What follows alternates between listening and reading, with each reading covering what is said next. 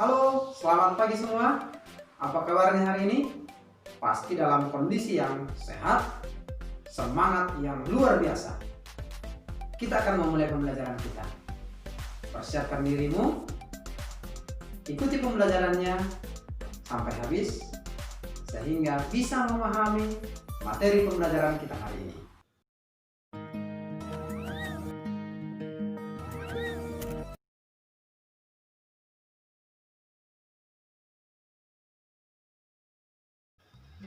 Selamat pagi, selamat bertemu kembali dengan saya, Saki Ben Sinaga, pada pembelajaran matematika. Pada hari ini kita akan membahas pelajaran kita pada matematika, yaitu pada transformasi geometri dilatasi dengan pusat O 0,0. Dengan pembelajaran ini, kita diharapkan mampu memecahkan permasalahan yang berkaitan dengan transformasi geometri terkhusus pada dilatasi dengan pusat 0,0. Itulah yang menjadi tujuan pembelajaran kita. Jadi supaya tujuan pembelajaran kita itu dapat kita capai, maka marilah kita langsung pada pembelajaran kita pada pagi hari ini. Baik, Dilatasi itu sering disebut dengan perkalian, perbesaran, atau pengecilan ya, diperbesar, diperkecil. Misalnya gambar yang di bawah ini diperbesar, itulah yang ada gambar di atas. Kalau kita misalnya berfoto, di foto ada foto yang diperkecil, ada yang diperbesar. Jadi kalau ada misalnya pas foto itu kan bisa diperbesar, bisa diperkecil dia.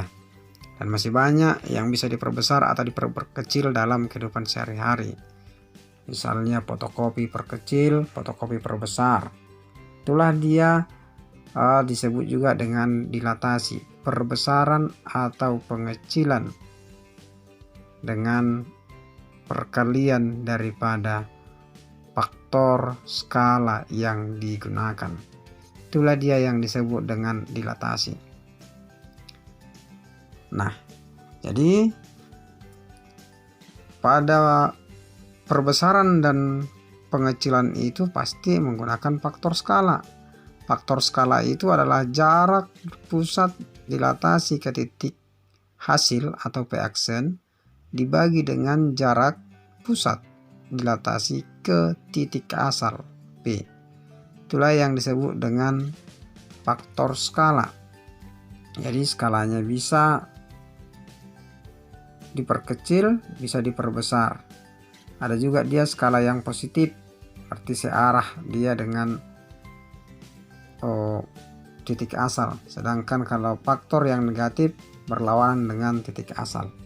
Nah, jadi dilatasi dengan pusat 0,0 dengan faktor skala K ini bisa dinyatakan dalam notasi seperti ini.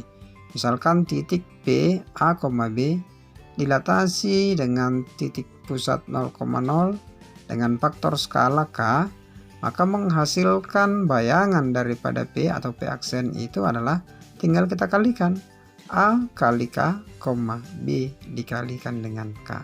Itulah dia bayangan daripada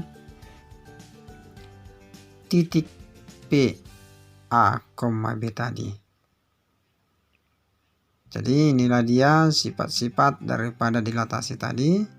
Misalkan ini yang warna biru ini adalah gambar aslinya. Kalau kita lihat ke atas ini adalah perbesaran 2 kali. K-nya itu sebesar 2. Jadi arahnya sama dengan aslinya. Demikian juga yang ini yang di bawah ini adalah diperkecil dengan skala setengah. Sedangkan yang ini diperkecil dengan skala negatif setengah. Jadi berlawanan arah dia ya. Demikian juga dengan yang warna merah ini dengan skala -1, dan yang paling bawah ini adalah dengan skala -2. Jadi kalau kita lihat dia arahnya itu, kalau dia negatif berlawanan arah dengan titik asal, dengan titik 0,0 nya atau dengan titik pusatnya kebetulan di sini titik pusat dilatasinya itu adalah 0,0. Inilah sifatnya. Kalau dia positif berarti dia searah. Kalau faktor skalanya negatif berarti berlawanan arah. Jadi itu diingat ya. Baik, kalau sudah bisa di dalam sifat-sifat dilatasi tadi, apabila faktor skala positif dia searah dan faktor skala negatif dia itu berlawanan arah. Nah, kita langsung masuk ke contoh daripada dilatasi pada titik. Tentukan bayangan titik A 2,6 dilatasi pada titik 0,0 dengan faktor skala 2.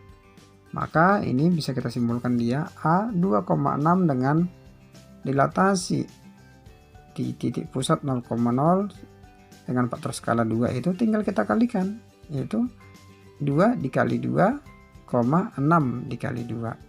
Maka kita perolehlah dia bayangan dilatasi daripada 2,6 itu dengan titik 0,0 dengan faktor skala 2, yaitu 2 kali 2 kan 4. 6 kali 2 12. Maka bayangan titik 2,6 itu adalah 4,12. Itulah dia contoh dilatasi pada titik. Tinggal kita kalikan saja dia koordinatnya itu dengan faktor skala. Contoh yang lain, tentukan bayangan titik P minus 1,5 dilatasi pada titik 0,0 dengan faktor skala 3. Maka minus 1,5 dilatasi terhadap titik 0,0 dengan faktor skala 3. Ini tinggal kita kalikan saja dia dengan faktor skalanya. Minus 1 dikalikan dengan 3, 5 dikalikan dengan 3. Minus 1 dikalikan dengan 3 itu adalah minus 3. 5 kali 3 sama dengan 15. Sehingga bayangan daripada titik P minus 1,5 dengan dilatasi titik 0,0 dengan faktor skala 3 adalah minus 3,15. Baik, contoh dilatasi selanjutnya. Tentukan bayangan P 2, minus 1 dilatasi pada titik 0,0 dengan faktor skala minus 2. Maka ini langsung saja 2, minus 1 dengan dilatasi 0,0 dengan skala minus 2. Tinggal kita kalikan 2 kali minus 2, minus 1 kali minus 2. Maka kita perolehlah dia bayangannya 2 kali minus 2 minus 4, minus 1 kali minus 2, 2. Sehingga bayangan 4,2. Oke, contoh dilatasi pada bidang.